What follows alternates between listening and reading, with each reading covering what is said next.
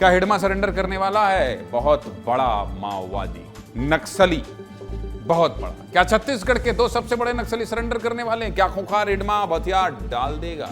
क्या CC member Ramdhir अब मुख्य धारा में लौटेगा?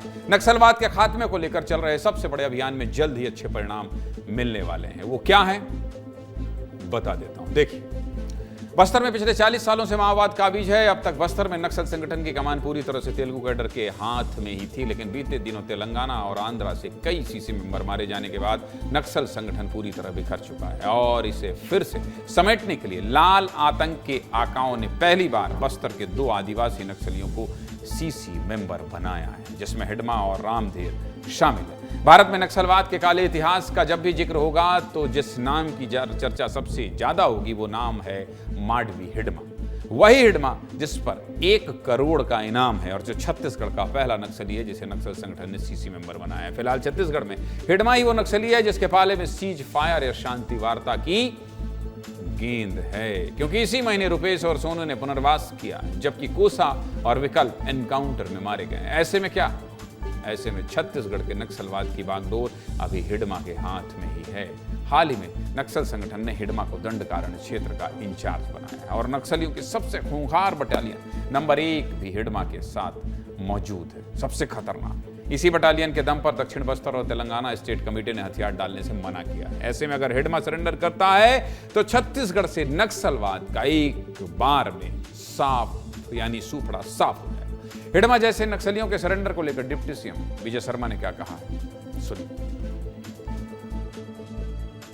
शीघ्र ही आपको और सुखद परिणाम बस्तर की शांति के लिए मिलेंगे, लेकिन इन सारी बातों से पृथक एक बात जरूर कह दूं, ऑपरेशंस में कोई कमी नहीं आने वाली है। पूरी ताकत के साथ वो लोग जो बंदूक लेकर जंगलों में घूमना चाहते हैं, हमारे शिक्षा दूतों को गला रेतना चाहते हैं, बस्तर के गांव में पहुंचने वाले विकास के कार्य को अवरुद्ध करना चाहते हैं, उनके खिलाफ सशस्त्र बल अपना काम करेंगे। जवानों की भुजाओं की ताकत से उनको समझाया जाएगा।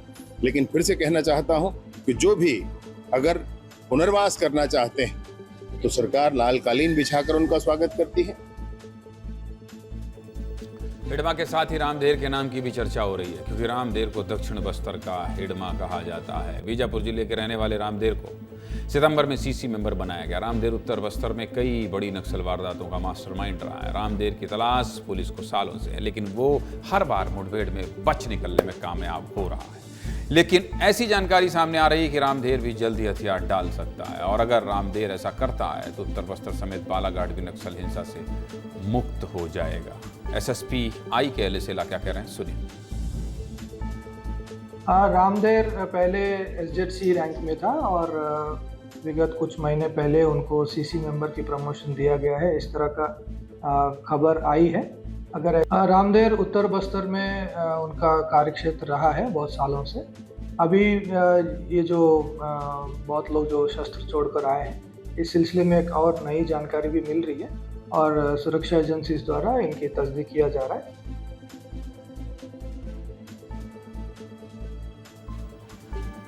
लंबे समय तक नक्सलवाद पर काम करने वाले पूर्व डीजीपी डीएम अवस्थी क्या कह रहे हैं, सुनिए।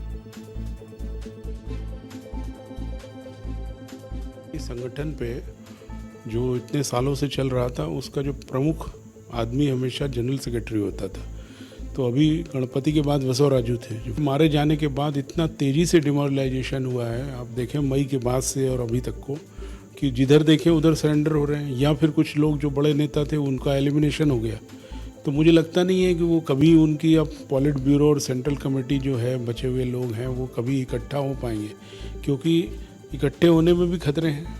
जो जहाँ मौका मिल रहा है, अभी चंद्रन्ना का सरेंडर हो गया तेलंगाना में, कुछ महाराष्ट्र में हो गया, कुछ छत्तीसगढ़ में हो गया, तो बचे ही रहे लीडर कहाँ हैं।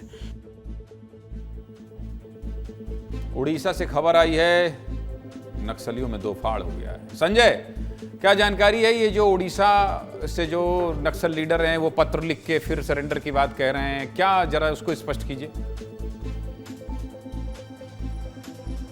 देखिए, उड़ीसा जो नक्सल कमेटी है वहाँ से एक पत्र आया है। गणेश नाम से ये पत्र जारी किया गया है। उड़ीसा स्टेट कमेटी का इंचार्ज जो है वो गणेश उइके है। हालांकि ऐसा माना जा रहा है कि एक ही गणेश ने पत्र लिखा है। उसने साफ तौर पे लिखा है चंद्रन्ना ने जो तेलंगाना में जाके सरेंडर किया, उसने इस बात की निंदा की है। साथ ही उसने जब ये खुलासा किया था कि देवजी को नया प्रमुख बनाया गया है नक्सल संगठन का, उसने इस बात को सिरे से नकारा है। उसने ये कहा है कि जब से बसवराजू का एनकाउंटर हुआ है उसके बाद ऐसी स्थिति ही नहीं बन पाई कि नक्सली एक जगह इकट्ठा हो पाए और किसी भी व्यक्ति को अपना नेता चुन पाए। ऐसे में अभी भी नक्सल संगठन जो है वो नेतृत्व विहीन है। इस बात को पुख्ता किया है गणेश ने उस पत्र में। अब सबसे महत्वपूर्ण बात यह है कि फिलहाल नक्सल संगठन में जितने भी नक्सली बचे हैं जो ये बात कहते हैं कि हम लड़ाई करना चाहते हैं, वो सारे नक्सलियों के सेंट्रल मिलिट्री कमीशन के लोग हैं। यानी वो लोग हैं जो सिर्फ लड़ाई करना जानते हैं। यानी उनका इंटेलेक्चुअल विंग जो था वो वेणुगोपाल राव उस सोनू दादा के साथ वापिस मुख्यधारा में आ गया है।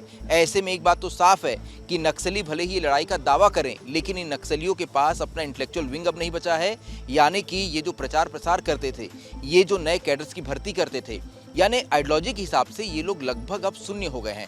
इस बात को रॉबिन्सन गुरिया जो नारायणपुर के एसपी, उन्होंने बहुत सही तरीके से कहा था कि हमने नक्सल संगठन के ब्रेन पे वार किया है, क्योंकि अब ब्रेन खत्म हो गया है तो बाकी बॉडी जो है वो पैरालाइज हो जाएगी।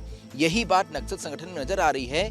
जो नक्सली हथियार लेके घूम भी रहे हैं वो अब नेतृत्व तो नहीं पा रहे। उन्हें ये नहीं पता है कि इस लड़ाई को, इस आंदोलन को, जिसे वो क्रांति कहते हैं, उसे आगे कैसे बढ़ाना है। यानी ये नक्सली खून खराबा तो कर सकते हैं, लेकिन जिसे ये क्रांति कहते हैं उसे आगे बढ़ाना इनके बस की बात नहीं है।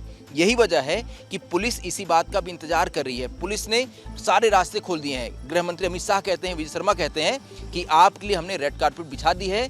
जिसे भी नक्सल संगठन छोड़ना है वो छोड़कर वापस आइए। और इसका असर ये है कि हर दिन हम देखते हैं कि देश के किसी ना किसी कोने में जहां नक्सल समस्या है, वहां 1, 2, 5, 10, 20, 50, 100 की संख्या में नक्सली संगठन छोड़ के वापस आ रहे हैं। यानी पुलिस की नीति इतनी साफ है कि अब वो इंतजार कर रहे हैं नक्सल संगठन के उस हद तक कमजोर होने का जहां से नक्सलियों के पास वापसी का कोई रास्ता नहीं बचे।